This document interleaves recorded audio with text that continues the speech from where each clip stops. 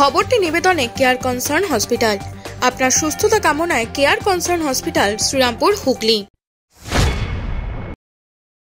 আমি বিচারপতির পদ থেকে মঙ্গলবার পদত্যাগ করব, 1 নম্বর। দ্বিতীয় হচ্ছে, আগামীকাল বিচারপতি হিসেবে আমার শেষ দিন।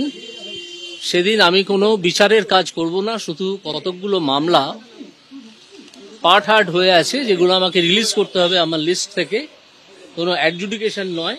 অ্যাডজুডিকেশন আমি গত 7 দিন ধরেও করিনি, কারণ আমি ব্যক্তিগত কারণে ছুটিতে ছিলাম।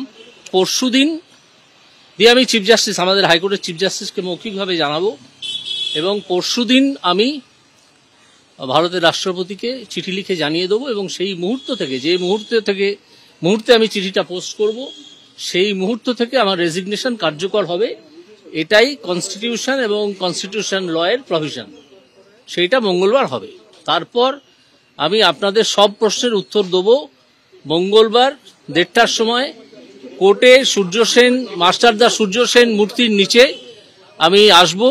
আপনাদের সব প্রশ্নের উত্তর সেদিন দেব। মাস্টারদার যে ফাঁসির অর্ডার হয়েছিল, সেই ফাঁসির অর্ডার সই করেছিলেন একসময় হাইকোর্টের জজ। তিনি ব্রিটিশ ছিলেন, ক্ষুদিরামেরও তাই। ওই দুটো মূর্তি, যে হাইকোর্ট যে ভুল করেছিল, একটা স্বাধীনতা সংগ্রামীকে এইভাবে ফাঁসি দেওয়ার উচিত হয়নি। মাস্টার অবশ্য ফাঁসি হয়নি, আগেই তাকে মেরে ফেলা হয়েছিল, যা জানা যায়। এবং যার সপক্ষে ডক্টর রাধা বিনোদ পাল টোকিও ট্রায়ালে বলেছিলেন যে মাতৃভূমিকে রক্ষা করা কোনো ক্রাইম নয়, এবং যে কারণে ডক্টর রাধা বিনোদ পালের মূর্তি আছে টোকিওতে, রাস্তাও আছে জাপানে তার নামে। একজন বাঙালি মাথা উঁচু করে সে কথা বলে এসেছিলেন। আমি সেই জন্যেই মাস্টারদাকে প্রণাম জানিয়ে মাস্টারদার পায়ের তলায় দাঁড়িয়ে এই কথাগুলো বলতে চাই। এবং আমি আবার মিডিয়ার কাছে আমার কৃতজ্ঞতা জানাচ্ছি। আপনারা দুর্নীতির বিরুদ্ধে যেভাবে রুখে দাঁড়িয়েছিলেন, এখনো দাঁড়িয়েছেন, তাতে আমি সত্যিই অত্যন্ত কৃতজ্ঞ। এটা আমি অভিজিৎ গঙ্গোপাধ্যায় কোর্টের মধ্যে দাঁড়িয়ে বলেছেন, তুমি তো আগামী দিনে রাজনীতি করবে। উনি বিচারটাই করেছেন রাজনৈতিকভাবে পক্ষপাতদুষ্ট হয়ে। উনি হচ্ছেন পশ্চিমবাংলার সবচেয়ে বড় দালাল। উনি বাংলা কেন, সারা ভারতবর্ষের বিচার ব্যবস্থার একটা কলঙ্ক হয়ে দাঁড়িয়েছে।